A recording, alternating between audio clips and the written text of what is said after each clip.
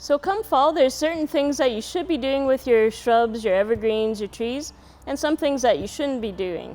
And hopefully you've caught our pruning seminar that we put out in the spring and caught some of the pruning guidelines there.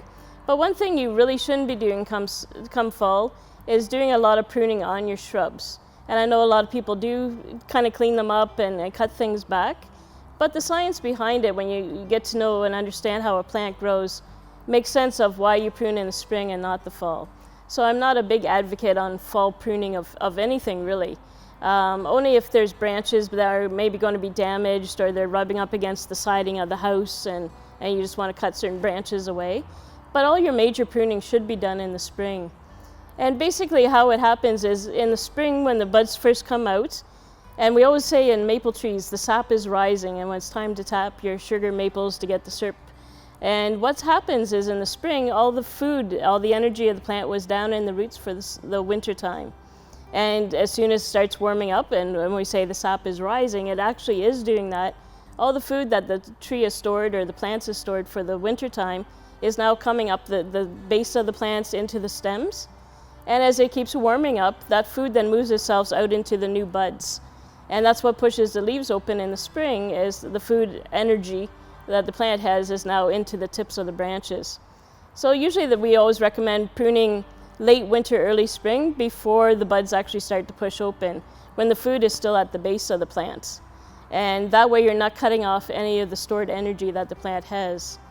Well, if we then forward it into fall time, we're seeing the green leaves, and we know through photosynthesis that the green leaves have been taking in the sunlight and converting it into chlorophyll, which is food for the plants. So if we were to prune at this time, mid-October, when the plant still has its leaves on and that, what you're basically doing is all the food is still in the tips of the plants, all the tips of the branches, so whether you're looking at trees or evergreens. So by removing those tips, you've cut off all the food. So you're kind of sending the plants into the winter kind of weakened, that it doesn't have that stored energy. What turns the leaves fall color is that food then is moving from the leaves, going back into the stems in the fall, and back down to the base of the plants into the winter time. And so pruning in the fall just means you cut off all the energy and all the food that the plant has stored up all summer and worked all summer building up.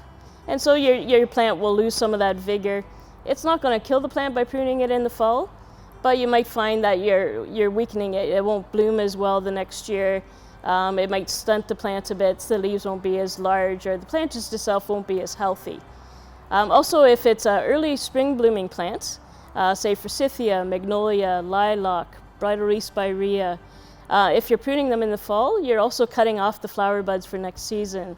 And I usually get a lot of phone calls saying, oh, my lilac hasn't bloomed for 3 years. And I usually say, well, when did you prune it last? Oh, my husband prunes it every fall. And it's like, he's cutting off the flowers. So make sure, especially if it's an early blooming shrub, that you're not pruning it in the fall.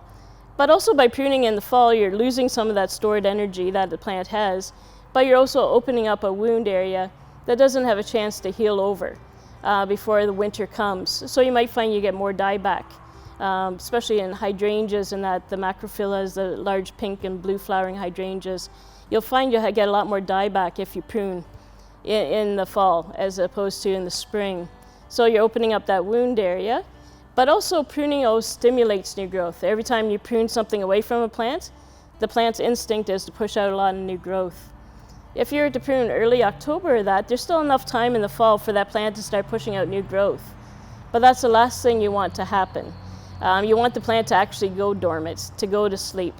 Any tender growth that's just come out on the plant will have a much tougher time, especially if you have a tough, really windy, cold winter. You'll get more dieback on your shrubs that way. So kind of the main 3 reasons why I say wait till spring to do most of your pruning is because it'll take away the vigor of the plants. You're opening up wound areas, getting more insect disease problems possibly because it won't heal properly. And you're also just promoting new growth at a time of year where you don't want to promote that new growth. So I always say take it easy with the pruners.